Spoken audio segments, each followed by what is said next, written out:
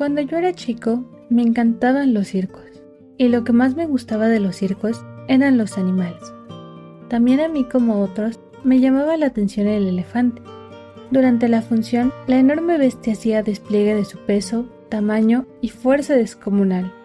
Pero después de su actuación, y hasta un rato antes de volver al escenario, el elefante quedaba sujeto solamente por una cadena que aprisionaba una de sus patas a una pequeña estaca clavada en el suelo.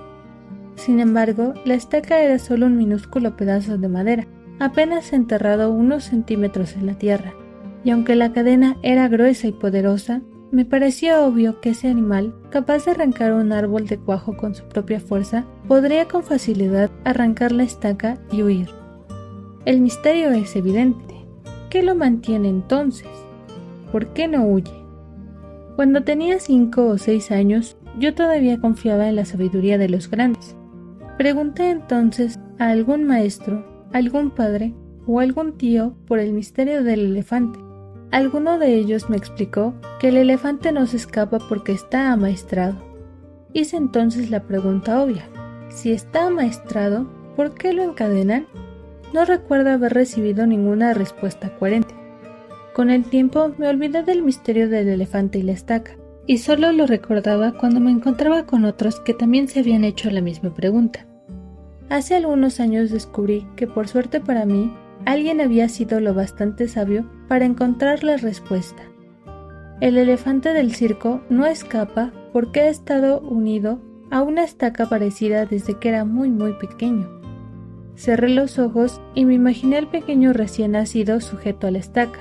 Estoy seguro de que en aquel momento el elefantito empujó, tiró, sudó, tratando de soltarse, y a pesar de todo su esfuerzo, no pudo.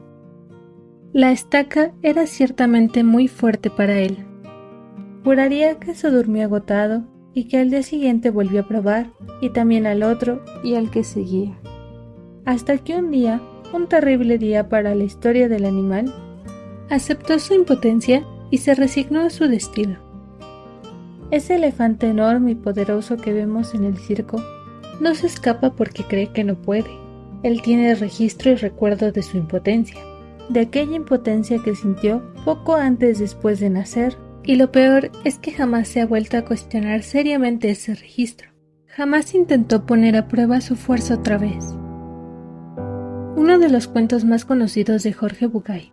Esta narración nos cuenta cómo nuestros recuerdos y experiencias previas pueden darnos conocimientos, pero también generar estancamientos y bloqueos que nos impiden y que pueden sabotearnos aun cuando su causa original ya no está presente. La narración nos empuja a seguir poniéndonos a prueba a pesar de lo que hayamos vivido que puedan habernos hecho creer que no. Muchas gracias a Carla Arellano por tu comentario en nuestro video de Eleanor y Park. Nos motiva a saber que te gusta nuestro contenido. Si desean aparecer en un siguiente video, déjenos un comentario y por supuesto, suscríbanse.